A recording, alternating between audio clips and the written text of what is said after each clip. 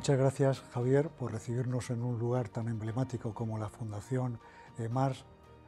Javier Gomá tiene un currículum asombroso. Eres filólogo, eres abogado, eres filósofo, eres autor teatral, tienes también diferentes hobbies, que me acabo de enterar de uno, también letrista, con lo cual reúnes una capacidad realmente asombrosa y muchas gracias por darnos tu tiempo. Y primero, contarte un poco qué somos. Nosotros somos una cooperativa de médicos, y este programa se denomina La Mirada Sisa. La ha escrito, la ha dirigido la doctora María Tormo, que es la directora nuestra de Planificación y Desarrollo, que tuvo esta idea, creo que muy interesante, en los momentos primeros de la pandemia, que trataba sobre todo pues un poco de recibir perspectivas diferentes a la que tenemos los médicos, que estamos, como te puedes imaginar, muy implicados en ella. Y hemos tenido diferentes personas significativas dentro del mundo cultural y científico. Bueno, pues ahora también tenemos una fundación. Primera pregunta, un poco preguntarte, Fundación Mar y toda la idea que tienes sobre las fundaciones, que por cierto, también tienes un libro sobre ellas. Quería primero darte la bienvenida a la Fundación Juan March y en segundo lugar desear lo mejor al programa de La Mirada Sisa y confiando que nuestra conversación contribuya, aunque sea un poco, a esa educación de la mirada que este programa se propone. La proliferación de las fundaciones es efectivamente un fenómeno reciente, pero en el pasado ha vivido una vida muy pesarosa. La fundación era un modo de vincular el dominio en el antiguo régimen. El rey, la aristocracia y la iglesia normalmente administraban sus bienes a través de vinculaciones, que es algo que en resumidas cuentas se parece mucho a una fundación. Y cuando sobrevino, no solamente en España, sino también en Francia y en el mundo continental, a partir del siglo XIX, una revolución liberal, el resultado práctico de eso fue la demonización de las fundaciones durante todo el siglo XIX y XX. En consecuencia, durante ese tiempo, las fundaciones en Europa fueron una institución estigmatizada. Apenas existían, solamente fundaciones que eran castillos, palacios, hospitales, hospicios, normalmente llevados por la Iglesia, de gran antigüedad, y que como no tenían un propietario definido, mantenían la forma fundacional. Por eso cuando en 1955 se constituyó esta fundación, fue, como tú ya has anticipado, una excepción no solo en la historia de España, sino en la historia de Europa. Apenas existían fundaciones que estaban basadas no en un bien inmobiliario, un palacio, un castillo, un hospicio, sino en dinero. El fundador de esta fundación además tuvo la visión, la mirada, de no solamente dotarlo con pesetas, que era entonces la moneda de uso corriente, sino con dólares, de manera que, sin depender del cambio de moneda, podía ofrecer a investigadores, estudiosos, artistas, una estancia en el extranjero en los años 50 y 60, que era tan poco frecuente en España en aquel entonces. Cuando en el año 55 se constituyó esa fundación, representó una gran novedad, porque era una fundación de dinero, no una fundación de inmuebles. Y siguió siendo durante mucho tiempo. Y todavía hoy, las fundaciones con lo que hoy se llama patrimonio siguen siendo muy excepcionales. Hay 5, 6, 7, 8, 10, 12 en España, pero no muchas más. Cuando hablamos de proliferación, normalmente son fundaciones con poco dinero y que se utilizan, por ejemplo, como instrumento para la obtención de fondos. Los programas administrativos y también los europeos exigen que los demandantes de una ayuda adopten la forma o de fundación o de ONG para poder aspirar a ella. En consecuencia, muchísima gente que aspira a estas ayudas elige la constitución de una fundación con esa finalidad de ser candidato a una subvención. Y también a veces ocurre que grandes empresas o medianas empresas que dotan un dinero al departamento comercial o el departamento de marketing piensan que es mucho más eficaz para la gestión de recursos la creación de una fundación porque, entre otras cosas, permite una gestión autónoma de ese patrimonio y la obtención con mayor facilidad de ayudas o subvenciones. En ocasiones, grandes instituciones, como pueda ser el Museo del Prado, o el Teatro Real se convierten en fundaciones porque obtienen una autonomía de gestión respecto a los fundadores de esa institución, como pueda ser el Ministerio de Cultura. Con esto lo que quiero decir es que si por un lado hay fundaciones patrimoniales con una buena dotación que responden a la evolución de un país en el sentido de que cada vez más hay individuos, hombres y mujeres, que tienen un amplio patrimonio y que una parte de él lo quieren crear, trasladar a una fundación para hacer cosas, también hay fundaciones que no hay detrás un patrimonio, sino lo que hay es una eficaz técnica de gestión que sirve para, de manera autónoma, rápida,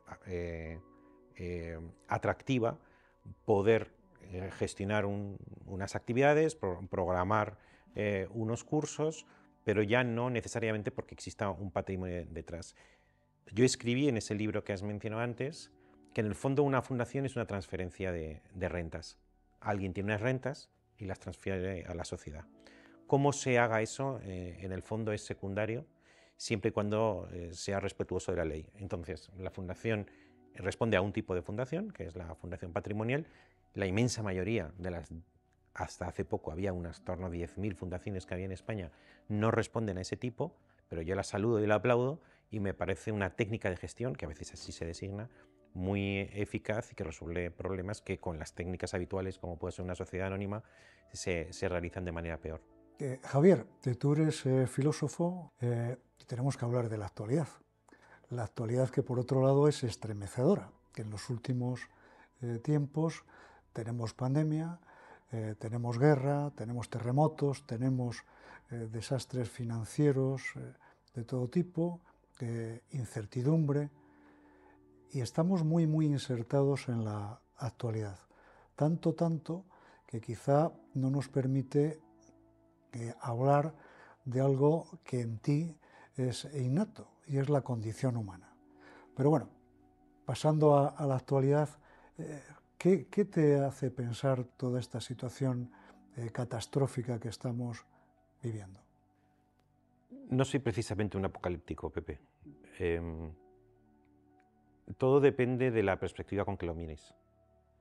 Si tú adoptas una perspectiva individual, la de un hombre o de una mujer, la historia de un hombre o de una mujer termina siempre mal, porque termina con la muerte, la decadencia, la agonía y la corrupción. Pero cuando adoptas una perspectiva no individual, sino colectiva, en general, si uno lo ve con la perspectiva adecuada, lo que ve es una historia más bien triunfal. Quizá alguna vez hayas oído, porque lo he repetido muchas veces, aquello de que en qué época te gustaría vivir y qué época te gustaría vivir en general, pero sobre todo en qué época te gustaría vivir si representaras a algunas de las personas que tradicionalmente forman parte de grupos vulnerables. En qué época le gustaría vivir a un pobre o en qué época le gustaría vivir a una persona que tenga un hándicap físico o psíquico, o a un parado, o a una mujer, o a un homosexual, o a un enfermo, o a un exiliado, a un extranjero, a uno de otra raza. Y la respuesta siempre es hoy, hoy, hoy, hoy. Con lo cual, resulta que en términos colectivos vamos a mejor. Es cierto que el progreso de la historia, que es un progreso incuestionable, primero no es lineal, segundo no es seguro, en el sentido de que nadie nos garantiza que esto continúe.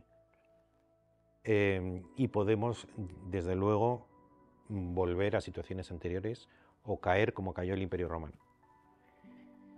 Y en tercer lugar, es un progreso que muchas veces puede trascender el plazo de una biografía individual. Si le preguntas a un hombre o a una mujer que nació, por ejemplo, en el año 1900, se encuentra que con 14 o 15 años tiene que vivir la Primera Guerra Mundial y con 30 y tantos, 40, tiene que vivir la Segunda Guerra Mundial. Entonces le preguntas sobre la historia, sobre el mundo, y lo normal es que exprese unas opiniones muy catastrofistas. Y sin embargo, está equivocado. Está equivocado porque esa misma persona pertenece a un proyecto colectivo que es Occidente, que en todos los términos que antes te he mencionado, que no solamente son económicos, tenemos más esperanza de vida, tenemos más higiene, tenemos más tecnología, sino también en términos morales, puesto que en el ámbito moral la ley suprema es sustituir la ley de la naturaleza, que es la ley del más fuerte, por la ley de la cultura, que es la ley del más débil. Y resulta que en nuestra época ha crecido en lo material y en lo moral. Con lo cual, aunque tiene toda mi comprensión ese hombre o esa mujer que nació en el año 1900, sin embargo, cuando se queje, no tendría razón. Y nosotros también nos puede ocurrir que encadenemos primero una crisis económica, después una pandemia y después una guerra en Ucrania, incluso con consecuencias nucleares. Y podremos llegar, y sería natural que lleguemos a la conclusión de que el mundo está al borde del precipicio.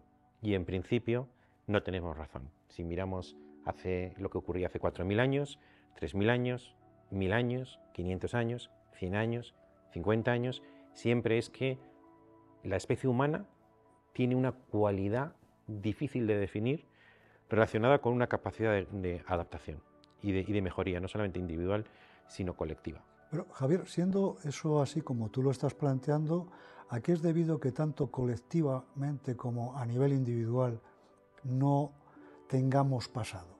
Mejor dicho, pasado tenemos, es obvio, pero no pensemos en el pasado para actualizar el presente y no quedarnos atrapados en esa actualización tan nihilista que podemos tener ahora.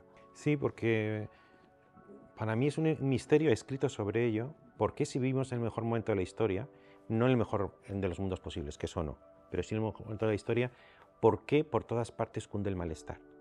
¿Por qué cunde el malestar? Porque vivimos como nunca, pero nos sentimos más desgraciados que nunca. Y quizá algo tenga que ver con lo que acabas de decir, que es la falta de perspectiva histórica, que tiene algo de niño consentido, que da por supuesto. Cuando una visión culta, y tengo un ensayo que se titula Visión culta y corazón educado, y que cuenta cómo la cultura en gran parte consiste en transformar la naturaleza en historia. ¿Qué quiero decir con esto? Que vemos que rotan las estaciones, o vemos la ley de la gravedad y pensamos que esto es así porque tiene que ser así, porque pertenece a una estructura necesaria. Y a veces, sin querer, trasladamos los principios de la naturaleza a la historia y pensamos que esto que tenemos es así y siempre ha tenido que ser así. Cuando una mínima perspectiva histórica enseña la dificultad, la virguería que muchas veces representan muchos de los valores que ahora disfrutamos: la libertad, el Estado de Derecho, la democracia, los derechos humanos, la dignidad humana, la individualidad, la sociabilidad, la civilización. A veces pongo el ejemplo del Estado de Derecho. Mire, durante muchísimo tiempo se admitía la venganza privada. Alguien violaba a mi hija y nadie me podía negar el derecho de matar a quien había violado a mi hija. Y desde hace 2 siglos violan a mi hija y yo presento un papel en una ventanilla polvorienta, que es una denuncia, esperando que eso siga su curso y que algún día un juez ignorado, de acuerdo con un procedimiento que yo desconozco y con una legislación que no he aprobado, diga lo que tenga que decir sobre el supuesto violador. Esto representa una inhibición de la venganza privada y, por tanto, una educación de la violencia absoluta y totalmente extraordinaria. Por tanto, el Estado de Derecho es una virguería, es una especie de flor delicadísima que ha sido cultivada por la colectividad a lo largo de los siglos. Puedes darla por supuesto, incluso puedes despreciarla, o puedes abrir los ojos y comprender la maravilla que representa ese progreso moral. Y sin embargo, individualmente, la persona actualmente es bastante quejumbrosa. Sí, yo tengo varias teorías escritas sobre ello, sobre el origen del malestar. Si no te importa, voy a escoger una, porque hay otras que son requerían un poco más de tiempo y sé que tenemos que hablar de otros temas. Hay una, perdona que al leerte, hay una que particularmente me interesa, y es cómo el malestar, en la medida, o mejor dicho, en la medida que la sociedad progresa, evidentemente se va dedicando a personas y a situaciones cada vez más amplias que antes no se ocupaba, habitualmente adquiriendo cada vez más dignidad el ser humano, y sin embargo se produce ahí el contrapunto, la contradicción de que esa persona, por los derechos que va adquiriendo, se hace más quejosa, más insatisfactoria, más frustrada, perdón. Si tú, por ejemplo, vamos a pensar un momento en el cuerpo de la mujer. El cuerpo de la mujer, durante milenios, era considerado un cuerpo que estaba al servicio de otras personas que podían usar de él. Entonces, bien si fuera una esclava, si fuera una sierva, si fuera una sirviente en una casa burguesa del siglo XIX, se entendía que dentro de los derechos del hombre estaba yacer con esa mujer y al placer del hombre, del señorito, del amo, como formando parte de su educación sexual o sentimental. De pronto, en el siglo XIX, sobre todo a través de novelas, empieza a surgir algo que en algún sitio he escrito, que es el verdadero motor de la civilización, que es el asco. Entonces, alguien lee una novela en que el señorito, de manera pues brusca, obliga a acostarse a la criada, y el lector siente asco. ¿Qué quiere decir asco? Asco significa que durante milenios se pensaba que era inherente al cuerpo de la mujer el ponerse al servicio del amo o del señor. De pronto, ese mismo acto te parece asqueroso. ¿Por qué te parece asqueroso? Porque has atribuido de manera inconsciente al cuerpo de la mujer una dignidad a la que le repugna convertirse en instrumento, y mucho más de instrumento de la voluptuosidad o del placer sexual de un hombre. Con lo cual, al cuerpo de la mujer le reconoce, está dotado de una dignidad, y donde antes la violación de la mujer que recibía otro nombre era invisible, ahora se convierte en un hecho asqueroso que suscita indignación. Si a todos los cuerpos de las mujeres, de todos los lugares y de todas las habilidades se le reconoce esa dignidad, se multiplican las ocasiones de asco.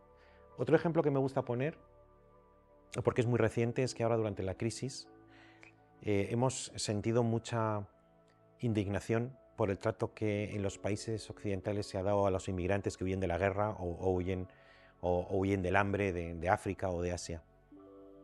Y nos quejábamos ante los gobiernos diciendo que es una vergüenza cómo se estaba tratando al inmigrante en Alemania o en Austria o en España. Y yo digo, está muy bien indignarse por el trato que se le da al inmigrante, sin olvidar de que estamos dando por primera vez en la historia, atribuyendo al inmigrante unos derechos y una dignidad que a lo largo de la historia siempre se le negó, porque el extranjero no estaba dotado de la misma dignidad que un nacional. Así que el asco o la indignación que nos produce el trato que los gobiernos nacionales están dando al inmigrante, paradójicamente es una demostración indirecta del progreso moral que Occidente está teniendo. Entonces, un poco corroborando lo que tú decías, no es la única razón, pero has escogido esa, yo respondo a esa.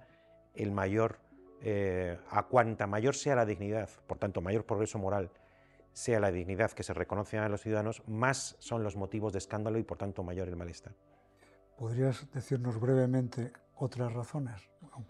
Muy brevemente, en la antigüedad, lo digo a lo bestia, en la antigüedad no existía la muerte. No existía la muerte, porque hasta el siglo XVIII y XIX la gente moría, pero donde estaba la verdad, donde estaba el ser, donde estaba la realidad, era en el todo. Entonces, últimamente estoy leyendo muchos libros, estoy leyendo a Séneca, pero otro día leí a Epicteto, leí a Cicerón. Ni Aristóteles, ni Epicuro, ni Zenón, el estoico, ni Cicerón, ni Séneca hablan en serio de la muerte, porque saben que la muerte es un accidente individual. Tú te mueres, yo me muero, peor para ti, peor para mí, pero el mundo sigue siendo bueno. En cambio, a partir del siglo XVIII y XIX, nace la subjetividad moderna. La subjetividad moderna, el yo, el hombre, la mujer, que es un invento moderno, siente una dignidad infinita, pero siente que paradójicamente, aunque somos una excepción de la naturaleza, luego nos tratan como un mosquito. Tenemos la indignidad del sepulcro, con independencia de las creencias religiosas. Con lo cual vivimos entre la condición trágica de tener dignidad de origen e indignidad de destino. Luego la modernidad es una época especialmente trágica, Si el yo es lo importante, el yo es una excelencia, pero luego le dan el trato de un cadáver, una cosificación. Esto genera un malestar general que hace, por ejemplo, improbable en la modernidad determinada literatura, determinada poesía, determinada filosofía, que hoy se consideraba bien pensante y que va ajena al absurdo, al surrealismo, a la tragedia que es inherente a la condición moderna. Esta es otra explicación. Tengo más. Mira, un poco en relación con el tema de la muerte, que efectivamente has escrito bastante, te voy a leer una máxima literal tuya, que dice así: vive de tal manera que tu muerte sea escandalosamente injusta. Esa es cuando me preguntan a veces, yo he escrito mucho sobre la ejemplaridad, tengo una tetralogía de ejemplaridad, 4 libros, y alguna vez el otro día me preguntaban, dime esto de qué va. Digo, pues mira, le contesta Máxima. Es verdad que sí, hay muchas aproximaciones al concepto, pero el ideal de la ejemplaridad, que tiene una parte ontológica, que es más filosófica, otra parte que es más práctica, en esta parte práctica no es mal resumen decir que el mandato de la ejemplaridad es que tú vivas de tal manera, con tal excelencia, con tal dignidad, con tal belleza, con tal nobleza, que cuando mueras, tu muerte sea percibida como un objetivo de empobrecimiento del mundo, como algo indigno, como algo que no debiera ser, como algo escandaloso. ¿Cómo es posible que la naturaleza haga suscitar esa exquisitez, que es la conciencia humana, que lo exceptúa respecto al resto de las cosas existentes, y sin embargo luego le dé el tratamiento de una polilla o de un bicho? Ahí hay una contradicción. Entonces, si tú mueres de tal manera que tu muerte es considerada como natural, como que no representa nada, es posible que tu muerte estuvieras ya muerto por dentro. Mientras que si tú vives de tal manera, con tal ejemplaridad, con tal dignidad, con tal nobleza, con tal belleza, que cuando mueras suscitas escándalo, haces bueno la idea de que la muerte es una condición injusta. Vives con tal perfección o con tal belleza que no mereces morir. Tienes una obra de teatro que es muy, muy emotiva, que se titula Inconsolables, sí, que está en relación a la muerte de tu padre. Sí. ¿Cómo has podido elaborar, trajinar con una situación como esa? Que la obra es muy emotiva, pero tú personalmente, ¿cómo lo has podido tramitar? La muerte, y la muerte de no cualquier persona, sino que es tu padre, y donde la titulas Inconsolable. Sí. Vamos a ver, mira, mi propio padre, yo tuve una adolescencia irregular, por decirlo así, ¿no? Es decir, hasta los 24 años tengo un libro que se titula ¿Quién es en el gineceo?, que describe el camino de la vida con estadio estético y estadio ético. Y el estadio ético es la doble especialización, la especialización del corazón, escoges una persona con la que fundas una casa, especialización del oficio, escoges una profesión con la que te ganas la vida. Y antes vives en lo que ahí de una manera un poco cómica llamaba ociosidad subvencionada, es decir, tienes tiempo y posibilidades por la subvención del Estado, la subvención de los padres, para dedicarte a la autoposesión. Bueno, yo me dediqué de manera inmoderada a la autoposesión, lo cual te puedes imaginar que tuvo relaciones de cierta tensión con mis padres. Hice filología clásica y además lo hice mal, ¿no? Pero con todo mi padre, me acuerdo, durante varias comidas, me atribuía una cosa, me negaba a otras, pero me atribuía una cosa. Javier, a ti se te da bien definir. Y es verdad que siempre he tenido un gusto innato por convertir en palabras perfectamente comprensibles sensaciones supuestamente complejas. Y todavía me ocurre, yo voy por la calle y veo a una persona y me digo, ¿con qué palabras lo definiría? Estoy viendo una serie que se llama Better Call Saul, que tiene un protagonista que se llama Jimmy, y llevo unos cuantos días como enriqueciendo mi definición de Jimmy. O sea, si tuviera que decirle a un amigo cómo es Jimmy, ¿qué palabras diría? Es decir, para mí es un juego muy natural formular en palabras y enunciar definiciones que traten de arrebatarle el secreto a la vida. Cuando murió mi padre, realmente fue una conmoción que me atravesó de arriba abajo y que no preveía yo. Digo en Inconsolable, quizás te acuerdes, yo había escrito mucho sobre la muerte, pero una cosa es el concepto y otra cosa es la experiencia. No tenía, decía, nada que enriquecer sobre mi marco teórico, pero es como que lo mismo te sabe distinto. A veces he puesto el ejemplo de la primavera. Yo vivo en un lugar en que me doy paseos y cuando llega marzo siempre huelo la fragancia y cuando la huelo por primera vez digo, hombre, llega otra vez la primavera. Y eso te puede inspirar ideas como de recurrencia, de eterno retorno. Pero un día pensé, bueno, sí, todo es lo mismo, pero hay una gran diferencia. Es que yo soy un año más viejo. Entonces, la primavera es la misma, pero la percepción de la primavera en mí varía de año a año. Pues algo parecido pasó. Yo he asistido a muertes. Primero, objetivamente, tengo los ojos abiertos y veo que la gente se muere. Conozco mi propia condición mortal y veía a mi padre enfermo y sabía que se iba a morir. Pero no tiene nada que ver eso a luego experimentarlo. Entonces yo tuve una conmoción. Yo fui un exagerado. O sea, yo realmente, con la muerte de mi padre, fui un exagerado. Pero tenía un cuaderno rojo y en una especie de desolación indecible iba poniendo cosas en ese cuaderno rojo, frases o palabras. Ya se ve que esa pulsión que tenía no se había apagado ni siquiera en estas condiciones tan extremas. Y él murió un 30 de noviembre de 2015 y en mayo dije, voy a escribir esto. Era una novedad porque yo siempre había escrito ensayo. Había escrito novela y poesía cuando tenía 18, 20, 22 años, pero no había vuelto a la ficción. Y resulta que el ensayo, los conceptos, son estupendos para clarificar experiencias y enunciarlas con un concepto universal. Pero en cambio te transmiten una sensación de impotencia cuando tú lo que tienes que contar son vivencias.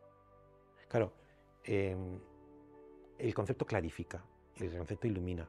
¿Y cómo cuentas una experiencia que es una experiencia de nocturnidad, donde estás tanteando en la oscuridad? ¿Cómo lo cuentas eso con un concepto? Entonces, de una manera natural me salió escribir ese monólogo y por supuesto me alimenté de ese cuaderno rojo. Futuro, el futuro. Estamos inmersos en todo un mundo de inteligencia artificial, algoritmos, metaverso, todo mezclado. ¿Cómo lo ves tú, más allá de saber que todos estos medios, pues lógicamente va a depender un poco de la función o del uso que se haga, pero ¿qué futuro nos espera con máquinas, un poco ligando lo que estabas comentando antes, donde la conciencia ya está metida en el ordenador, pero todavía no los sentimientos, pero caerán, supongo? ¿Qué idea te hace? Yo no participo mucho de la mística de la tecnología, honestamente. Sé que de vez en cuando un científico prestigioso dice una enormidad en un periódico y dice que dentro de 6 meses o de 60 años, no lo sé, ya no enfermaremos, ni seremos viejos, seremos inmortales, tendremos nuestro alma en un pendrive, apareceremos en Marte, no sé. Ese tipo de cosas que a la gente le impresiona y a mí no me impresionan demasiado.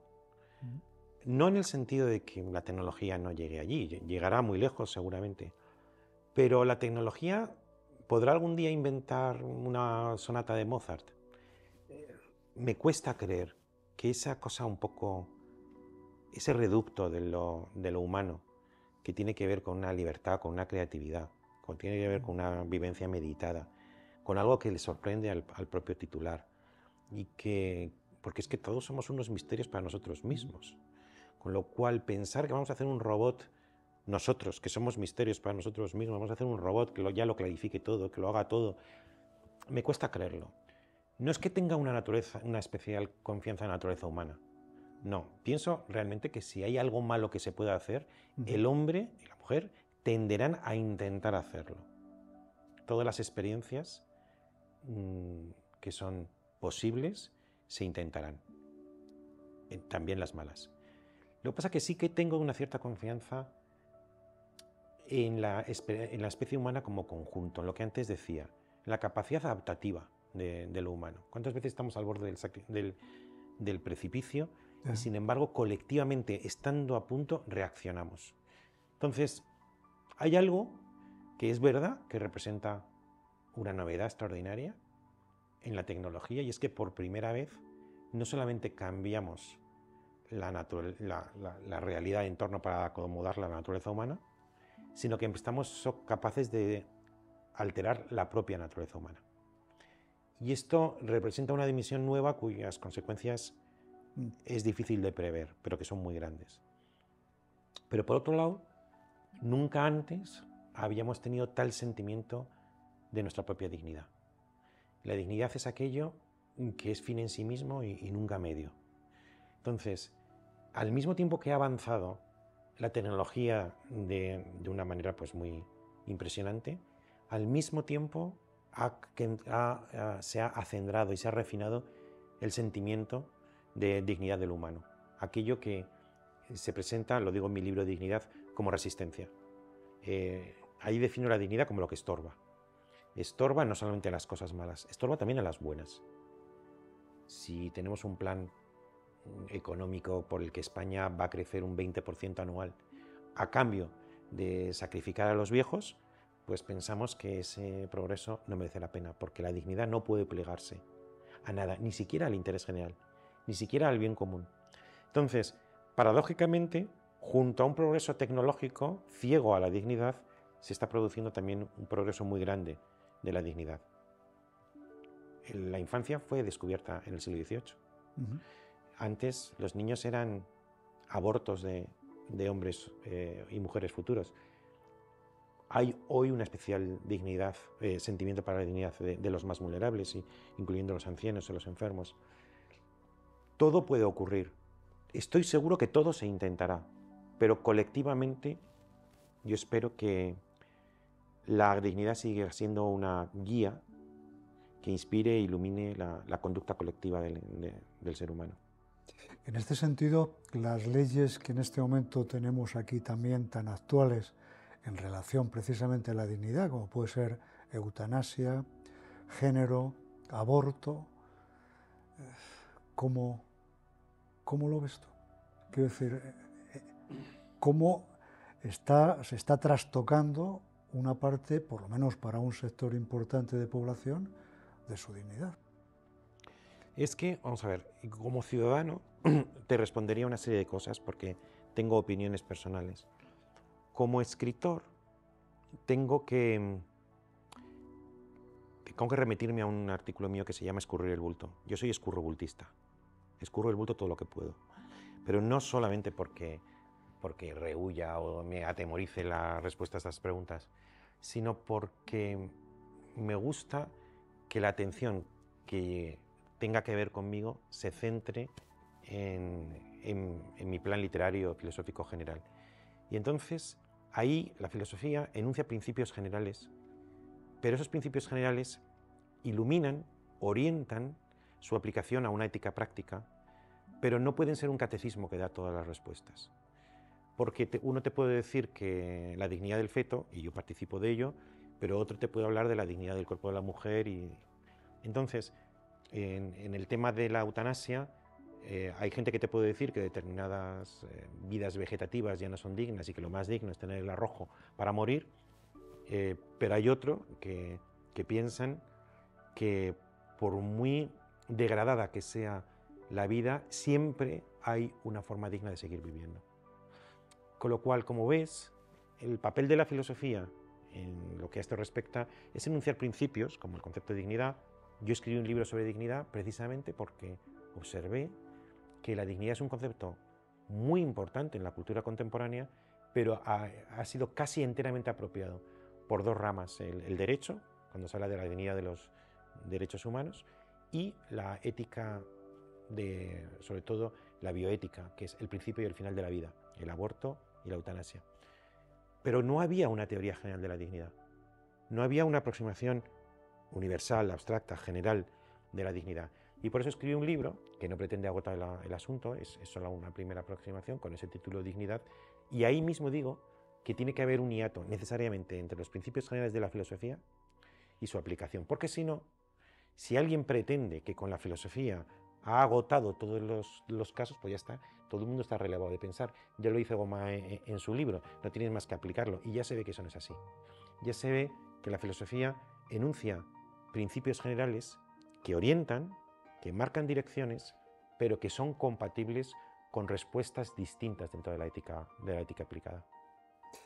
Javier, muchas gracias por esta estupenda disertación y también con este final que nos has dado, donde la filosofía tú planteas planteamientos generales, valga la redundancia, pero no cierras otras posibilidades en otros grupos y otras personas. Muchas gracias por todo. Ha sido un placer charlar contigo, Pepe. Igualmente.